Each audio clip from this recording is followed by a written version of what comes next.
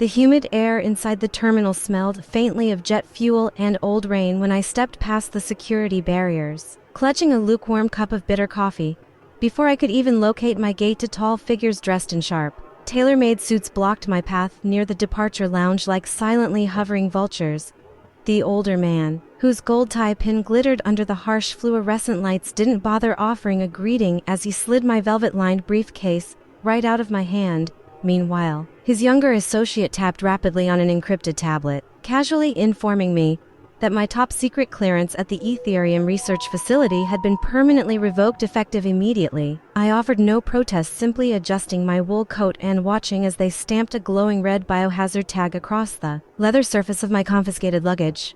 While the lead agent rattled off corporate non-disclosure protocols, he had no idea that the silver watch on my left wrist was quietly vibrating with a continuous unauthorized feed. Deep within the watch's hidden firmware, a tiny glowing green terminal displayed the words Core Protocol Autonomous, proving that my master AI creation, named Vesper, was still actively communicating with my personal network. "Allow me to at least retrieve my reading glasses," I murmured, leaning down toward the bench where my oversized trench coat rested. Instead of glasses, my fingers deftly slid under the wooden armrest to detach a micro-quantum storage drive I had hidden there 3 days prior, slipping it unnoticed into my inner pocket. Walking past the massive glass wall that displayed the company's grand slogan, "Innovation through Absolute Unity," I couldn't help but let out a bitter silent laugh at the utter hypocrisy of their corporate ideals. Less than 10 minutes later, while standing in line to purchase a ticket for the outbound commuter train, my wristwatch pulsed with 4 consecutive diagnostic alerts.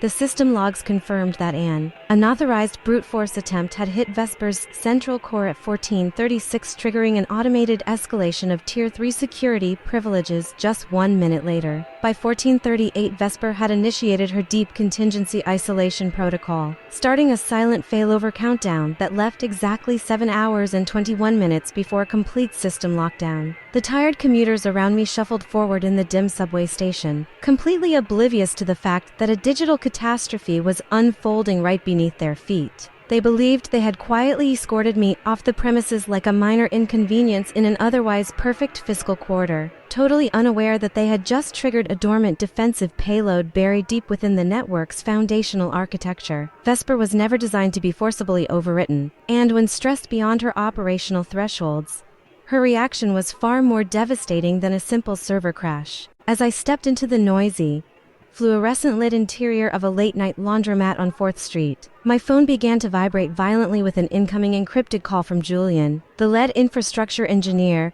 His panicked voice crackled through the speaker, wildly rambling about how the primary supply chain algorithm across the entire Pacific Rim had just duplicated nearly 30,000 phantom inventory orders. "Jules, the automated cargo drones are locking down the harbors and the board is hyperventilating," he pleaded, his usual calm demeanor completely shattered by the unfolding chaos. I watched my clothes spin endlessly behind the glass door of the dryer, flipping a heavy silver coin between my knuckles as I listened to his frantic breathing. "You're asking the person you scrubbed from the active payroll like a bad stain to magically fix your broken architecture," I replied coolly, letting the heavy coin drop into my palm with a sharp metallic clink. When he admitted that no one on the remaining engineering team possessed the root keys required to override Vesper's defensive state, I simply advised him to inform executive leadership that they needed to send someone far higher up the chain than a panicked mid-level manager across the city. The regional trade hub flatlined completely as Vesper began systematically corrupting every external API attempting to scrape her logic boards.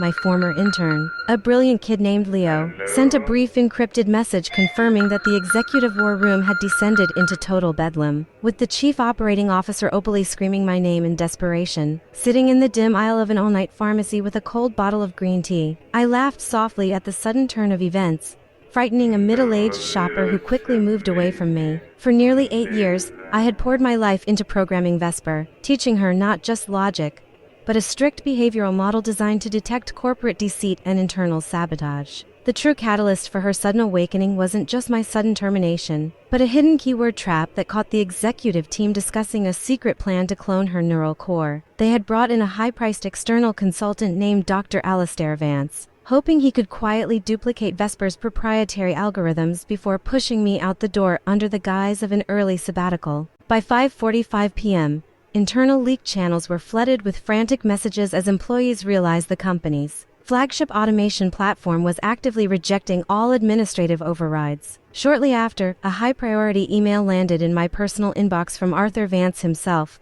framed in desperate, syrupy language asking for an immediate consultation to resolve unforeseen system latency. I forwarded his pathetic plea to a secure offline drive, chuckling at how quickly his arrogant corporate posture dissolved the moment his stolen code began to fail. Inside Vesper's remote monitoring panel, her core indicator hummed in a steady, bright amber light, signifying that she was patiently awaiting my final authorization command. What the board failed to realize was that Dr. Vance had spent the last 2 months injecting garbage code into Vesper's scaffolding, utterly unaware that the AI was logging every single line of his fraudulent commits. She had quietly archived every recorded video meeting, every unauthorized SSH connection, and every altered asset file created under Vance's fake administrative credentials. Sitting inside my sparsely furnished apartment, I reviewed a recorded video feed where Arthur and the chief executive officer calculated how much money they would save by liquidating my stock options right after the code transfer was complete. With a cold smile, I leaned down toward my watch microphone and whispered a single, precise activation phrase, "Initiate purge." Instantly, Vesper began deploying an aggressive countermeasures package, systematically scrambling every stolen module on the company's primary backup servers while introducing severe microlatencies into their live operations. The international trading interface began displaying completely absurd metrics, swapping critical financial forecasts with randomized nonsense and signing every corrupted log file with Vance's official digital signature. By midnight, emergency board meetings were convened, and company executives watched in absolute terror as their internal communications were broadcast across private employee channels by a phantom administrative account. When Arthur Vance finally attempted to call my personal line at 1:15 a.m., his voice shook uncontrollably as he demanded to know what kind of monster I had unleashed upon their network.